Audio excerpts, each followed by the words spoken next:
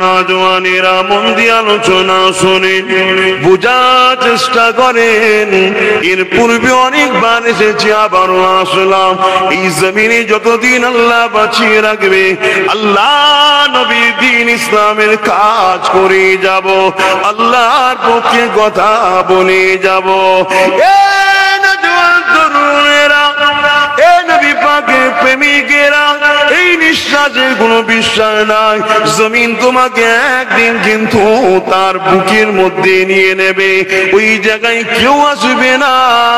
জমিনের উপরে যে রসুলকে ফলো করে চলেছে, অর্থাৎ যার চরণে চরণে রসুল ছিল, যার কথাই কথাই রসুল ছিল, যার কারবারে রসুল ছিল, ব্যবসায়ী রসুল ছিল, যার সংসারে রসুল ছিল, নামাজে রসুল ছিল, রোজাতে রসুল ছিল, হজে রসুল ছিল, যাকাতে রসুল ছিল, সংসার জীবনে রসুল ছিল। এক কথায় নামাজ যখন পড়েছে নবী যেভাবে পড়তে বলেছে, রোজা যখন রেখেছে নবী যেভাবে বলেছে, হজ যখন করেছে নবী যেভাবে বলেছে, যাকাত যখন দিয়েছে নবী যেভাবে বলেছে, সংসার যখন করেছে রসুল যেভাবে বলেছে, কন্যার বিবাহ যখন দিয়েছে রসুল যেভাবে দিয়েছে, নাতিপুতিদেরকে আদর করেছে রসুল যেভাবে করেছে। এক কথায় জিন্দেগিটা তোমার হবে রসুলের কথা অনুযায়ী। তোমার এমন করে ধর্মীয় নীতি, তোমার রাজনীতি, তোমার অর্থনীতি, তোমার পরিবেশ নীতি, তোমার রাষ্ট্রনীতি, সব কিছুই তোমাকে অন্য কাউকে দেখে করলে হবে না, তোমাকে মুহাম্মদ রাসূলকে দেখে শিখতে হবে। তুমি ব্যবসা করবে, আমি মারওয়াড়িকে দেখি, হবে না। তুমি ইমানদার হও, রসুলকে দেখো। পৃথিবীর বলে সাকসেসফুল তো মদিনাওয়ালারা, ঠিক না বেটি? হ্যাঁ, পৃথিবীর বুকে সাকসেসফুল তো উসমান গনি, তার মতো বড় ব্যবসায়ী, বড় ধনী পৃথিবীতে কে হয়েছে? হ্যাঁ, রসুল থেকে শিখেছে। তুমি রাষ্ট্র চালাতে চাও, কে কোন কাকে দেখছে দেখলে হবে না, তোমাকে মুহাম্মদ রসুলকে দেখতে হবে। জোরে বলুন সুবহানাল্লাহ। তুমি সংসার করতে চাও, অনেক লোকের সংসার আছে, অনেক ধর্মগুরুদের অন্যান্য ধর্মের বিবাহ শাদী আছে, ওসব তোমায় দেখলে হবে না। তোমার স্ত্রীর সঙ্গে কেমন সম্পর্ক থাকবে, কতটা অধিকার তাকে দিতে হবে, তোমার রসুল থেকে শিখতে হবে। জোরে বলুন সুবহানাল্লাহ। আমি বুঝাতে পারছি তো? এইটা বলা হয় নেতা মানা। আজ দুনিয়ায় যেমন কিছু লোক রসুল ছেড়ে দিয়ে অন্য নেতাদেরকে মানে, দেখুন তারা তাদের নেতাকে মানছে কিভাবে। সেই নেতার জন্যই বন্ধুত্ব করে, সেই নেতার জন্যই মারপিট করে, সেই নেতার কেউ জয়গান গাইলে তার সাথে মেশে, সেই নেতার জয়গান না গাইলে তাকে মারার জন্য ঘোরে। এরম সমাজে আছে না? নাই। তারা যদি তাদের নেতাকে মানতে পারে স্বাধীন ভাবে, তার কাছে তার নেতা তার স্বাধীন। তুমি যদি ইমানদার হও, তোমার নেতা যদি মুহাম্মদ রসুল হয়, তাহলে তুমি কেন স্বাধীন ভাবে বুক খুলিয়ে বলতে পারছো না যে আমি মুহাম্মদ রসুলের গোলাম? আমি কাউকে চিনি না, আমার মডেল আব্বাস সিদ্দিকী নয়, আমার মডেল কোন পীর পীরজাদা নয়, আমার মডেল কোন নেতা লিডার নয়, আমার মডেল হলো আমিন আল্লাহর মুহাম্মদ রসুল। জোরে বলুন সুবহানাল্লাহ। এই পৃথিবীতে অনেক মডেল এসেছে, এই পৃথিবীতে অনেক বাদশা এসেছে, এই পৃথিবীতে অনেক সাইন্স এসেছে, এই পৃথিবীতে অনেক এসেছে, কারো সম্বন্ধে আমার আল্লাহ এই কথা বলেন, ইন্নাকা লাআলা খুলুকুল আযীম। হে মুহাম্মদ, আমি মালিক বলছি, তোমার থেকে উত্তম চরিত্রওয়ালা কেউ নেই। জোরে বলুন সুবহানাল্লাহ। আমার জীবনের প্রত্যেকটা নিঃশ্বাস, প্রত্যেকটা মাকসাদ, প্রত্যেকটা টার্গেট, প্রতিটা মুহূর্ত রসুল থাকবে। ব্যবসা করবে, এই ব্যবসাটা রসুল করতে নিষেধ করেছে না? করতে নিষেধ করেনি।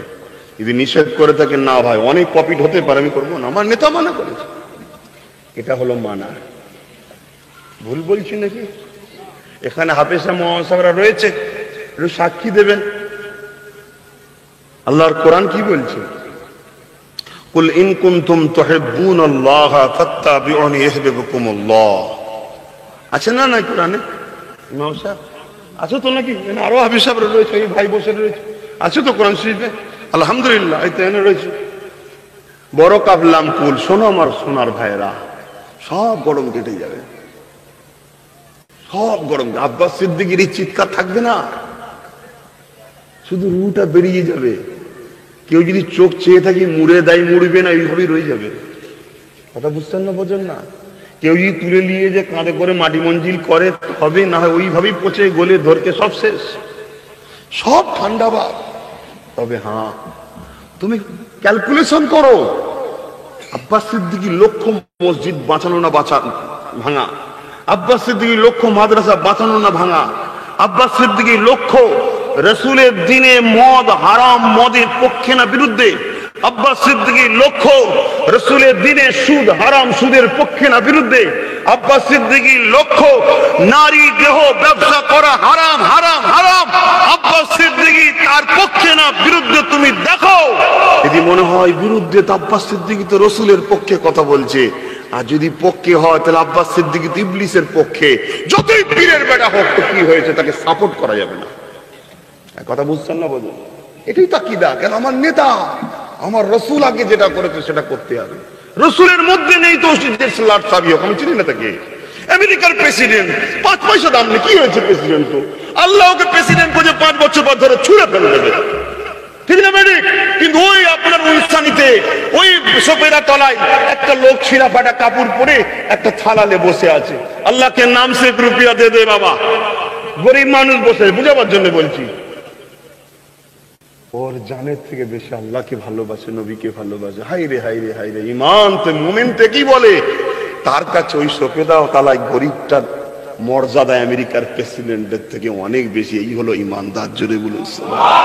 কারণ এর কাছে এমন একটা দৌলত আছে, যে দৌলতটা ফেরাউন পায়নি, যে দৌলতটা নমরুদ পায়নি, যে দৌলতটা সাদ্দাত পায়নি, যে দৌলতটা আমার দেশের প্রেসিডেন্ট পায়নি, যে দৌলতটা আমেরিকার প্রেসিডেন্ট পায়নি, সেই দৌলতটা ওই ভিখারির কাছে, গরিবের কাছে আছে।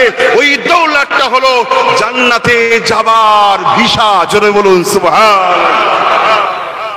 কেন আমেরিকার প্রেসিডেন্ট জানে না 1 ঘন্টা থাকতে পারবো কি? কেউ জানে না। নিঃশ্বাস ফুরিয়ে গেলে সব শেষ। কিন্তু এর নিঃশ্বাস ফুরাবার পরে এর কাজ শুরু হলো। এবার কি এর কাজ শুরু? মোমেনের তো শুরু হয় কবর থেকে, কবর পর্যন্ত মোমেনকে একটুখানি আল্লাহ বাজায়, পরীক্ষা করে। আমরাও তো অনেক কিছু কেনার সময় বাজাই, উল্টে টুলটে শাড়ি কিনবে, খুলে টুলে আর করে কাপড় কিনে দেখছে কাটাকুটি আছে কিনা, কি গো করে না করে, একটু বাজায়। ভালো দেখে না, আমি লোবো না, আমি লোবো, তাকে দেখবো না, চেক করবো না। একটা বাজারে গেলাম, একটা মাটির কলসি কিনলাম। আর এই গরমের সময় আসছে, মাটির কলসি পানি ফ্রেশ ঠান্ডা পানি, এবং যদি ময়লা থাকে ওটা তলাতে টেনে নেয়। আল্লাহ কি কুদরত দেখুন। পৃথিবীতে সোনার কলসি আনুক আর হীরের কলসি আনুক, মাটির কলসির কাছে কিছুই নাই। কি ফ্রিজের পানি হার মেনে যাবে, ফ্রিজের পানি গেলে 2 দিন পরে জাম হয়ে যাবে, বলবে পুরনো হয়ে গেছে, ফেলে দিকে যা। কি কিন্তু মাটির কলসি দেখুন, কি সুন্দর, না ঠান্ডা লাগবে আর না গরম, আর না তাতে কোন রকম ফিল্টারের দরকার আছে। ফিল্টারে তবুও পয়জন বেরিয়ে যায়, তো মাটির কলসিতে বেরিয়ে গেলে আল্লাহর কুদরত। তো মাটির কলসিটা কেনার সময় কি করেন ভাই? ঠুকাতে ঠুকাতে দেখে, ওপর টোপর ঘুরিয়ে পুঁদিয়ে কি ভালো করে দেখে না। আবার এখন তো সব প্লাস্টিকের সব চেয়ার বেরিয়েছে, কি জোরে চিনলে দাম করে মেরে দিল মাটিতে, দেখুন ভাই কিছু হয়নি, তারপরে বিক্রি করছে। কত রকম চেষ্টা। আর আমিও কেনার আগে দেখে নিচ্ছি, উপরে লাফাইয়ে দেখিয়ে লাথি মেরে ঘুষি মেরে ভালো তারা টাইট করে দেখে নিচ্ছি। কেন? আমি লোবো। আমার আল্লাহ আমাদের ঘরে যখন নেবে, একটু বাঁচিয়ে নেবে না? হ্যাঁ, 2 বেলা খেত দেয় না, দেখি তো কি বলে। মসজিদের জন্য কথা বলতে গেছে, ধরে জেলে ভরে দিয়েছে, দেখি তো কি বলে। এই নবীর খানদানের ছিল নরের তকবীর, আল্লাহ আকবার, আব্বাস সিদ্দিকী জিন্দাবাদ। আর কেউ ভিডিও তুলে রেখেছিল, আব্বাস সিদ্দিকী জিন্দাবাদ, দাঁড়া তোকে এই কাজ বন্ধ, লে খেতে পাইনি বেচারি। কথা বুঝছেন না, বোঝেন না? এ সব পরীক্ষা আল্লাহ নেবে না, নেবে না? আহারে, পরীক্ষা তো আমার আল্লাহ ইব্রাহিম আলাইহিস সালামকে নিয়েছে, আমার নবীকে নিয়েছে, তোমাকে আমাকে নেবে না? কি গো, হ্যাঁ, গাঁটের পয়সা খরচ করি আর করি, জমি কিনলাম দাদা হুজুরের নামে, নলেজ সিটি করব। কত ঝড়, কত ঝাপটা, এই সমস্যা ওই সমস্যা, মনের মধ্যে কষ্ট হচ্ছে না? হয়নি? হ্যাঁ, কি গো, কষ্ট হচ্ছে না? কিন্তু যখনই মন ডিপ ঢোকে, ডিপ, তখনই অমনি বলে এই খুব সাবধান, তোর পাল্লাই পড়লে আমার জাহান্নামে যেতে হবে। মনকে বলতে হয় তোর পাল্লাই পড়লে আমার জাহান্নামে যেতে হবে। আল্লাহ যেটা চাই সেটা হবে।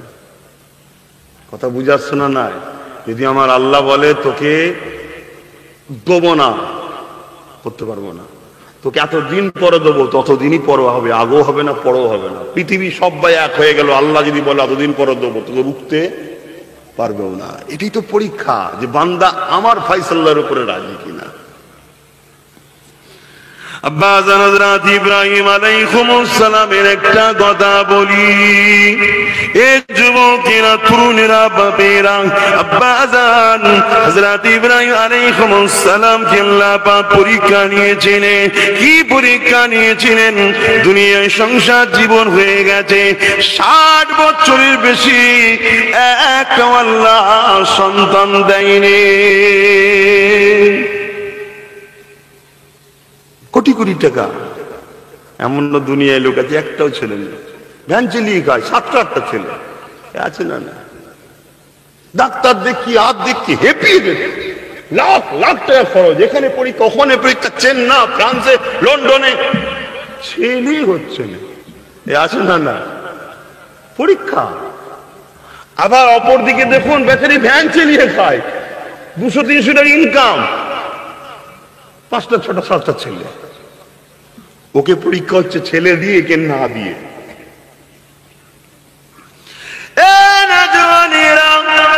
হযরত ইব্রাহিম আলাইহিস সালামের একটা কথা বলি, কি গো বাপের কথা একটু শুনবে, কেননা তিনি আমাদের পিতা হন, মুসলিম জাতির পিতা।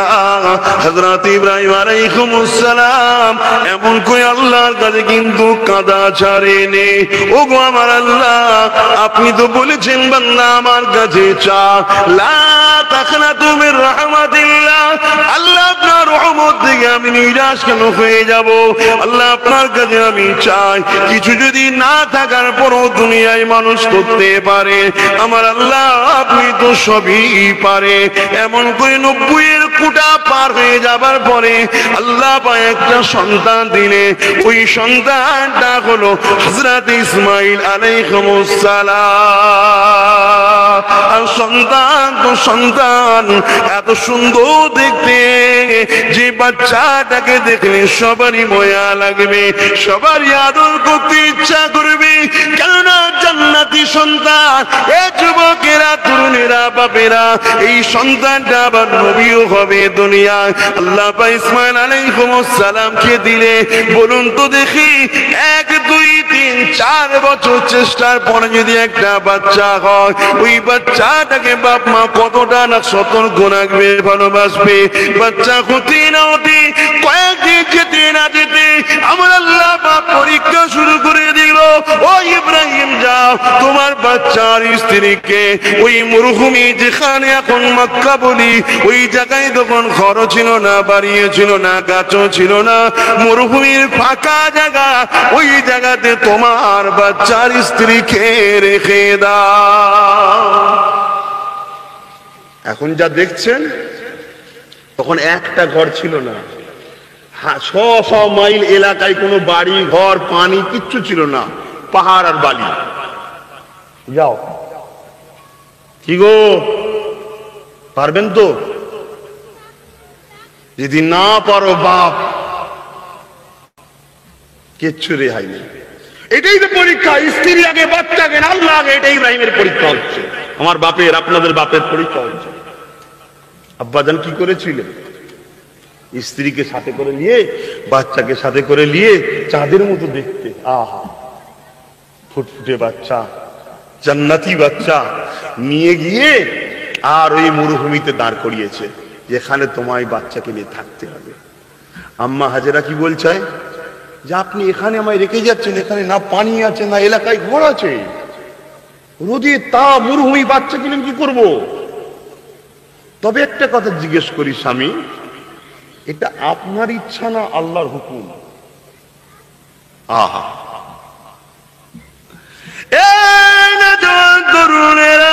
এখন যদি কোনো স্বামী তার স্ত্রীকে ফজর বেলায় রোজ করে ওঠো নামাজ পড়তে হবে, ওই স্ত্রী সংসার করবে না, ছেড়ে দিয়ে পালিয়ে যাবে। পালানো তো দূরের কথা, পৃথিবীর জমিনে এখন যদি কোন স্ত্রী প্রতিদিন স্বামীকেও তোলে, ওই স্বামীও কোনদিন তার স্ত্রীকে আর ভালো নজরে দেখবে না। কি বললাম? ওর বেলায় তো খুব বললেন ঠিকই, আর এটার বেলায় এই ওয়াজ ভালো লাগছে না, থাকলে দোয়া কর দি। কি ওয়াজ শুনবে? এখান থেকে বেরিয়ে গিয়ে হয়তো গাল দেবে অনেকে। আরে বাবা তুই শোন না আমার কথা, তুই শোন না ইতিহাস। রাত্রির বেলায় চুপি চুপি এসে ইমামে হোসাইন হুজুরের পাশে বসে কোরআন তেলাওয়াত শুনছে, হুজুর হুজুর করছে। পরের দিন দেখা যাচ্ছে ওইখানে তরোয়ালে হোসাইনকে মারে ওগুলো দাঁড়িয়ে আছে। সেই দিনের মুসলমান যদি এমন হয়, তাহলে আজকে তো দুনিয়া আরো শেষের দিকে। আজকে কত ডেঞ্জারাস বুঝতে পারছেন? কিসের জন্য ভাই? এজিদ বলেছিল অমুক এলাকার গভর্নর কর্তব্যকে হোসাইনের বিরুদ্ধে লড়াই করতে হবে, 25,000 সৈন্য চলে গেছে সারা রাত ধরে। তার আগের দিনে তার ভাই বুঝিয়েছে, নবীর খানদান রে, মরে যাবি তুই, গভর্নরের গভর্নমেন্টে বসবি আর মরে গেলে তোকে জাহান্নাম। ওদের সঙ্গে লাগিস নি, ওরা নবীর খানদান। দরবারে এসে বলেছে না আমি পারবো না হোসাইনের বিরুদ্ধে। বলছে তোমাকে যে গভর্নর করছি তার যে দরখাস্তটা দিয়েছি অ্যাপয়েন্টমেন্টটা, ওই চিঠিটা দিয়ে দাও। বলছেন না আমি যাব। শুনছেন ভাই? লোভ লোভ লোভ। কি এটা? লোভ। এই লোভটাকে যে সামলাতে পেরেছে সে তো আল্লাহর ওলি। আর এই লোভটা চারটিখানি ব্যাপার নয়, বলতে খুব মজা লাগে। আব্বাস সিদ্দিকও বলছে মজা লাগছে, তোমারও শুনতে মজা লাগছে। পরিস্থিতিতে মানুষকে এমন জায়গায় পৌঁছে দেয়। কিন্তু হ্যাঁ, যদি আমরা চেষ্টা করি, 10 বার ভুল করছিলাম সেটা কমসে কম 5 বার হবে, 5 বার পরিবর্তন হয়ে যাবে। ঠিক না? ঠিক। আগামী দিন দেখবেন 10 বারই আর ভুল হচ্ছে না। কিন্তু আমরা চেষ্টা করছি না। তো চেষ্টা করুন একটু নিজের নফসের সঙ্গে লড়াই করা। নফস বলবে, নফস বলবে। কথা বুঝে আসছে? দেখ রে বাবা কার বাচ্চা কাঁদছে, দেখ রে বাবা। হা আল্লাহ রাসূল বাচ্চাদেরকে খুব পছন্দ করতেন, আর ফুলকে আর খুশবুকে রাসূল পছন্দ করতেন। জোরে বলুন সুবহানাল্লাহ। এই যে দেখবেন আমার অমুসলিম ভাইয়েরা, বিশেষ করে হিন্দু ভাইয়েদের দেখবেন বাড়িতে গেলে কত সুন্দর, বাড়ির সামনে ফুলের বাগান থাকে, ছোট্ট জায়গার উপরে বাড়ি, ফুলের বাগান দেখবেন।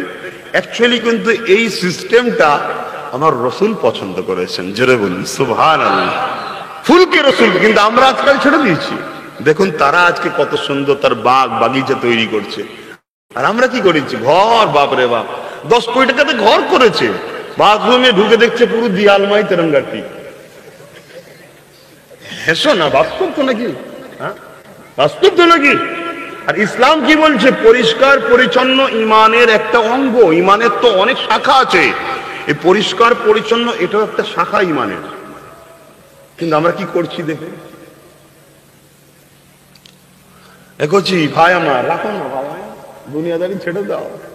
নিঃশ্বাস ফুরিয়ে গেলে কেউ চিনবে না, কেউ চিনবে না। বাপেরা আপন বলে কেউ নাই, আপন হলো একমাত্র আল্লাহ, আল্লাহ রাসূল, যে মরণের পর থেকে তোমাকে আপন করে নেবে।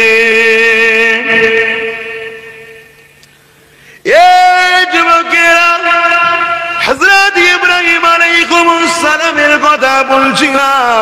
আম্মারাও শুনে রেখে দেন, ওই সময় আম্মা হাজেরা বলেছিলেন, হে আমার প্রাণের স্বামী, এখানে যে আপনি রেখে যাচ্ছেন এটা আপনার ইচ্ছা না আল্লাহ পাকের হুকুম? ইব্রাহিম সাল্লাল্লাহু বলেছিলেন, হে আমার প্রাণের স্ত্রী, এটা আমার আল্লাহ পাকের হুকুম। ওই সময় আম্মা হাজেরা কি বলেছিলেন? অবশ্যই আল্লাহ পাক হলেন হিকমতওয়ালা, তিনি কোনো জিনিস বেকার করেননি, অবশ্যই কোনো হিকমত আছে। তবে শুনে রেখে যান, আপনার থেকেও অনেক বেশি আপন বন্ধু, অভিভাবক, সেটা হলো আমার আল্লাহ। আপনার থেকে অনেক বেশি সাহারা, অনেক বেশি আপন, অনেক বেশি বন্ধু আল্লাহ। আল্লাহ মোমেনদের বন্ধু হয়, শুনে রেখে দাও। হ্যাঁ, আবার এই কথাটা বললে সমস্যা নেই তো। কোরআন বলছে রে বাবা আল্লাহ মুমিনদের বন্ধু হয়, শুনছেন তো? কিন্তু বন্ধু শব্দটা এত খারাপ জায়গায় ব্যবহার হয়ে গেছে, ওই কথাটা বললেই সমস্যা হয়। যেমন আজকে আলেম উলামারা, পীর সাহেব পীরজাদারা যখন কোনো দেশ বা রাজনীতির বিষয়ে কোনো কথা বলে, হুজুর বলবে কেন? আর এটা ইসলাম এবং কোরআন সুন্নাহর একটা অধ্যায়। নামাজ যেমন একটা সাবজেক্ট, রোজা যেমন একটা সাবজেক্ট, রোজা হজ যেমন একটা সাবজেক্ট, যাকাত যেমন একটা সাবজেক্ট, ঠিক তেমনি ইসলামে রাষ্ট্রপ্রেম এবং রাষ্ট্র পরিচালনা করা এটা একটা অধ্যায়। কথা বুঝাতে পারছি? কিন্তু দুঃখের বিষয় আজ আমাদের উলামাগুলোকেও দেখছি যে শুধু ফজিলাতে রজ করছে, ফজিলাত এই হবে এই হবে, কখনো অন্যায়ের প্রতিরোধ করছে না। আচ্ছা, আল্লাহর দ্বীন একদিকে যেমন ন্যায়কে প্রচার করো, অন্যায়কে প্রতিরোধ করে, এটা হলো আল্লাহর দ্বীনের নাম। আজ যদি সবাই উলামারা অন্যায়ের প্রতিরোধ করত, যে নারী মায়ের জাত, তাদেরকে লাইসেন্স দিয়ে শরীর বিক্রি করার জন্য নোংরা জায়গায় পাঠানো যাবে না, সমস্ত উলামারা যদি প্রতিরোধ করত, তাহলে এই সমাজ বাঁচত। কথা বুঝছেন না? বলছেন? যাক বাবা, বেশি বুঝিয়ে আর লাভ নেই, কেন গজব আসার সময় হয়ে গেছে। বেশি না, 2-3 বছর পর সব বুঝতে পেরে যাবে, হাড়ে হাড়ে তোমরা বুঝবে। যদি বলেন আপনি বুঝবেন না, ভাই দেখেন কানার কি বারাত কি বাদিন, কানার কি বারাত কি বাদিন, আমি তো এখনো হাড়ে হাড়ে বুঝছি রে বাবা। আর কালকে নতুন করে কি বুঝবো? যে লোকটা রোজ শুকিয়ে থাকে, দুনিয়ায় যদি খরা হয় ওই লোকটার কোনো অসুবিধা আছে? ও তো খরার আগে থেকেই শুকিয়ে ছিল। কিন্তু যে লোকটা দুনিয়ার লোকের লুটে এই পর্যন্ত রোজ খেত, ওর কি দশা হবে সেটা শুধু ভাবছি আমি। কথা বুঝছেন না? বোঝেন না? হ্যাঁ, যে রোজ ন্যায়ের পক্ষে কথা বলার জন্য গাল খায়, হুমকি খায়, থানায় যায়, ভাই তাকে নিয়ে তো সমস্যা নেই, ওর তো লাইন রোজ হচ্ছে। কিন্তু যে লোকটা পাওয়ারের জোরে, টাকার জোরে মস্তানি করে বেড়াচ্ছিল, ও যখন কালকে বেড়ি পড়িয়ে নিয়ে যাওয়া হবে, এইটা দেখে আশ্চর্যের বিষয় না? ওইটা বুঝে যাচ্ছে। আব্বা জান হযরত ইব্রাহিম আলাইহিস সালাম এইভাবে আম্মা জানকে রেখে দিয়ে চলে এলো। বাপেরা, পৃথিবীর জমিনে যে পরীক্ষা নবী আলাইহিস সালামদেরকে আল্লাহ নিয়েছে, ওই পরীক্ষা যদি আমাদেরকে নাই, ঈমান বাঁচানো বড় মুশকিল হয়ে যাবে। এ যুবকেরা, তরুণীরা, বাপেরা, হযরত ইব্রাহিম আলাইহিস সালাম এইভাবে একটা বছর কেটে যায়। আল্লাহ পাক কখনোই ইজাজতটা দেয়নি যে তুমি তোমার স্ত্রীর কাছে যাবে। এক বছর হয়ে যাবার পরে আল্লাহ পাক ইজাজতটা দিল, আপনি যান, দূর থেকে বাচ্চাকে দেখবেন, কাছে যাবেন না। আরে পরীক্ষা কাকে বলে দেখো, দূর থেকে উটের পিঠে, ঘোড়ার পিঠে বসে দূর থেকে বাচ্চা চলতে লেগেছে, আর ইব্রাহিম আলাইহিস সালাম দূর থেকে দেখতে লেগেছে। একবারও ঘোড়া থেকে নামলো না, আর যতক্ষণ সময় দিয়েছিল ততক্ষণ দাঁড়িয়ে দাঁড়িয়ে দেখলো। আল্লাহ পাকের হুকুম হয়ে গেল, এ যুবকের আবার সঙ্গে সঙ্গে ফিরে এলো। এই পৃথিবীর জমিনে বলুন তো দেখি, এইভাবে আল্লাহকে রাজি করতে কি পারবেন? বুঝতে পারছেন মাইকের আওয়াজ? 1 বছর, হাজার চেষ্টা করে 90 বছর পরে একটা বাচ্চা, 90 বছর বয়সের পর, তাকে আবার সেই বাচ্চা যার পুরো শরীর থেকে নূর চমকাচ্ছে রেখে দিয়ে এসেছে। 1 বছর পর যদি ইজাজত হয়েছে, কাছে যেতে পারবে না, দূর থেকে দেখছে। শুনছেন ভাই, কি পরীক্ষা বুঝছেন? আল্লাহ বাজাচ্ছে, তোমায় আমায় বাজাবে না?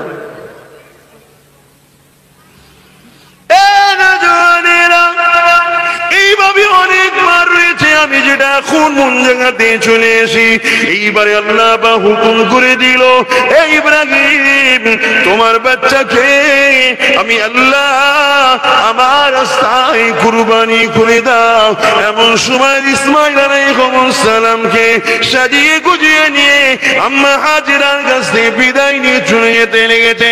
এমন করে ইবলিস শয়তান চলে এলো, আম্মা হাজেরাকে ধোঁকা দিতে লাগলো। এ হাজেরা রে, তুমি কি জানো তোমার বাচ্চাকে কোথায় নিয়ে যেতে লেগেছে? ওই সময় বলছে না জানি না, তোমার বাচ্চাকে ইব্রাহিম জবা করতে নিয়ে যেতে লেগেছে। আম্মা হাজেরা বলেছিল বাপ কখনো ছেলেকে কি জবাই করে? এ হাজেরা রে, তোমার ইব্রাহিম এটা আল্লাহর পক্ষ দিয়ে হুকুম। ওই সময় মা, তোমা দেখুন কেমন মা, মা কি বলেছিল? এই ইবলিস রেখে দে, তোকে আমি চিনতে পেরে গেছি, ধোঁকা দিতে এসেছি। দুনিয়ায় অনেক বাচ্চা আছে, দুনিয়ায় অনেক মা আছে, কারো বাচ্চাকে আল্লাহ চাই না। আমি হাজেরা বড় সৌভাগ্যবতী নারী যে আমার গর্ভের বাচ্চাটা আল্লাহ পছন্দ করেছে। একটা নয়, হাজারটা ইসমাইলকেও আল্লাহর জন্য কুরবানি করতে রাজি আছি।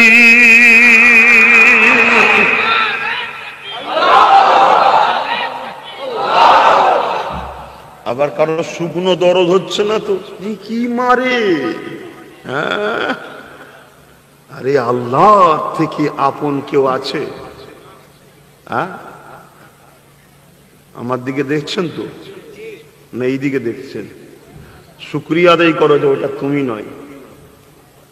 পারে আল্লাহ, পারে। বহু ছেলে এসছে এরকম করছে। কি হয়েছিল? বলছে আপনার বিষয়ে কি বলেছিল, তারপর থেকে ঢিলে হয়ে গেছে। জন ছেলে কি বলেছিল সে তো খেয়াল আউট, ফিউজ আউট, বলতে পারছে না। একটু বল না শুনি কি বলেছিলিস। না হুজুর মাফ করে দেন, না হুজুর মাফ করে দেন, আমাদের কাজ বা মাফই করে দিও, কিন্তু আমি এখান থেকে মাফ করবো, ডাইরেক্ট তোমার কাছে যাবে না। এখান থেকে দোয়া করবে, ডাইরেক্ট তোমার কাছে যাবে না, এটা আল্লাহর আরশে যায়। ওখান থেকে সিলেক্টেড হয় মাফ হওয়ার উপযুক্ত, দোয়া পাওয়ার উপযুক্ত কি উপযুক্ত নয়, সিলেক্টেড ওখান থেকে হয়। এটা আব্বাস সিদ্দিকীর হাতে নাই। আমি তো বলবো মাফ করে দিলাম, কেন মাফ না করলে আল্লাহ আবার আমার ওপর নারাজ হবে। কেন আল্লাহর সৃষ্টি তো, আল্লাহর সৃষ্টি বিপদে পড়লে তাকে আশ্রয় দিতে হয় না, হয় না? তা বিপদে পড়েছে, বেচারি মাফ চেয়েছে, মাফ করতেই হবে, আমরা মাফ করে দিই। কিন্তু বাপ তিনি তো জানেন কি হবে, কে? তিনি তো জানেন। অনেকে দেখবেন হজ করতে যাবার আগে সোশ্যাল মিডিয়ায় ছাড়ে, আমি অমোঘ হজ করতে যাচ্ছি, যদি কারো কিছু করে থাকি আর করে থাকি আল্লাহর রাস্তায় মাফ করে দেয়। তো সরকারি মাফ চাওয়া ভাই, হ্যাঁ হবে না। সেই লোকটাকে যেতে হবে, যে বলতে হবে ভাই আপনাকে এই বলে আমি গাল দিয়েছিলাম, বা আপনার এই জায়গাটা আমি মেরে নিয়েছি, বা আপনার এত টাকা আমি ঝেড়েছি, বা আপনার সম্বন্ধে এই মন্তব্য করেছিলাম, আপনি আমাকে আল্লাহর রাস্তায় মাফ করুন, পুরো বলতে হবে। যদি লোক সমাজে সে বলে থাকে কারো বিষয়ে, লোক সমাজে তাকে যে মাফ চাইতে হবে। ভাই শুনছেন তো? ওকে ওর মতো দাও না, ভালোবাসে, এখানে আশ্রয় পাই বলেই তো করছে। যদি জানতো হুজুর আশ্রয় দেবেন ব্যস্ত নাকি, তো সবই বোঝে। কথা বুঝে আসছে না? ওকে ওর মতো করতে দাও, তুমি এদিকে খেয়াল রাখো না। আল্লাহকে শুকরিয়া আদায় করো যে আল্লাহ আমাদেরকে এইটুকু বোধ শক্তি দিয়েছে যে ওই রকম করতে না এখানে, তাও শুকরিয়া আদায় করো। একটা ছোট্ট উপমা দিচ্ছি বুঝাবার জন্যে। ভাই আমরা টাকা ইনকাম করতে গিয়ে নামাজ, রোজা, মা বাপের খেদমত, স্ত্রী ভালোবাসা, স্ত্রীকে সময় দেওয়া, সবকিছু ছেড়ে দিয়ে বসে আছি, ভুল বলছি? বাচ্চাকে ভালোবাসা, বাচ্চার সঙ্গে সময় দেওয়া, বাচ্চার সঙ্গে সময় দিতে হয় জানেন? বাচ্চার সঙ্গে যত সময় দেবেন জানেন, বাচ্চা তত আপনার সাথে লেওয়াট, মানে কি বলে ওটাকে, আপনার ক্লোজ হবে, আপনার মুখাপেক্ষী হবে। আর একটা কথা বলে দিই, বিশেষ করে যুবকগুলো তো মসজিদে যাবে, আল্লাহু আলাম, আল্লাহ ভালো জানে, কমসে কম দাদা গুণ আর নানা গুণ, নাতি পুতা গুণকে মসজিদে নিয়ে যাও। এখন থেকে যখনই যাবে বাচ্চাটার হাতটা ধরে মসজিদে নিয়ে যাও। ওই বাচ্চাটাকে নিয়ে যাবে না যে বাচ্চাটা এতটুকু জ্ঞান নেই যে কাপড়ে পেশাব করতে হবে, নেই, কাপড়ে পেশাব করে ফেলবে, ওই বাচ্চাটাকে নিয়ে যাবে না। পেশাব খেলে যেন বলতে পারে, বা বাইরে গিয়ে পেশাব করতে একটু জানে। এই বয়সের বাচ্চা হয়ে গেলেই মসজিদে নিয়ে যাও। 6 বছর বয়সে, 7 বছর বয়সে, 8 বছর বয়সে, 9 বছর বয়সে, 4 বছর যাচ্ছে, 10 বছর পরে থেকে আর তোমায় নিয়ে যেতে হবে না। ও দেখবে তোমায় বলবে না না সময় হয়ে গেছে, আর এই যে সিলসিলা চলতে থাকবে, ও যতদিন বাঁচবে ঠিক নামাজের সময় এলে ও দিল চাইবে কিছু একটা কাজ আমার এই সময় আছে, করতে হবে, অটোমেটিক দেখবে মসজিদে যাচ্ছে। জোরে বলুন সুবহানাল্লাহ। তাহলে আমাদের বাচ্চাগুলো নামাজি হবে, আল্লাহকে রুকু দেবে, সেজদা দেবে, আবার কারবার ব্যবসা বাণিজ্য করলো, দুনিয়াও করলো, আখিরাতও করলো, জান্নাত চলে গেল। এই বাচ্চাগুলোকে নিয়ে যাবে। এবার যদি বলো যে মসজিদে গিয়ে হয়তো ঝগড়া করে, মারপিট করে, যা খুশি করুক, গুনাহ তো নেই, তোমার অত টেনশন কেন? হ্যাঁ, আমরা নামাজ পড়ি, ঘাড়ে উঠে পড়ে, কি হয়েছে? লাফালাফি করুক, ঘাড়ে উঠুক, ছুটুক, যা খুশি করুক, গুনাহ তো নেই। কথা বুঝে আসছে না? তোমার অত টেনশন কিসের? আহারে, আমার রাসূল যখন সিজদায় পড়তো, হাসান হোসেনকে নবীর পিঠে উঠে বসে পড়তো। আর নবী পাক সাল্লাল্লাহু আলাইহি ওয়াসাল্লামের বাবরি চুল ছিল। আজানটা হয়ে যায়, জামাত কটায়? 4:10।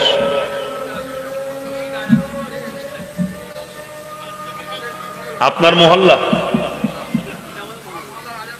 আচ্ছা, এখন টেকনোলজির দুনিয়া তো, এখান থেকে এমন লাউড স্পিকার আছে 2 কিলোমিটার 4 কিলোমিটার দূরে চলে যায়। এই জন্য শরিয়াতে ইজমা হয়েছে নিজের মহল্লার আজানের জন্য আদবে যে জবাব দিতে হয় সেটা করতে হবে, না হয় মানুষ তো কাজ করতে পারবে না। নামাজের সময় কোনো আজান দিলে কোনো কাজ করতে পারবে না, সব বন্ধ রাখতে হয়। এখন যদি একটা 4 কিলোমিটার এলাকার মধ্যে নানা করে 10টা মসজিদ হয়ে যাবে, কি 10টা মসজিদে দেখা যাচ্ছে 10 টাইম, তাহলে আপনি কাজ করবেন কখন? এই জন্য শরিয়াতে এই ইজমা হয়েছে যে নিজের মহল্লা যেটা আছে সেই মহল্লার আজানের আপনাকে দিতে হবে। অর্থাৎ এই মহল্লা যখন আজান হবে তখন বন্ধ রাখবো, আর মাইক গুলো বন্ধ রাখেন। হ্যাঁ, 4:15 নামাজ, আমি 4টে বন্ধ করবো। কথা বুঝে আসছে? তা আমি যে কথা বলছিলাম, কি কথা বলতে গিয়ে আমি চলে গেলাম? হ্যাঁ, রাসূল পাক সাল্লাল্লাহু আলাইহি ওয়াসাল্লামের বাবরি চুল ছিল। ইমামে হাসান হোসেন পিঠে বসে আর নানা চুলকে মজবুত করে ধরতো, ধরে চুপ করে বসে থাকতো। আহা,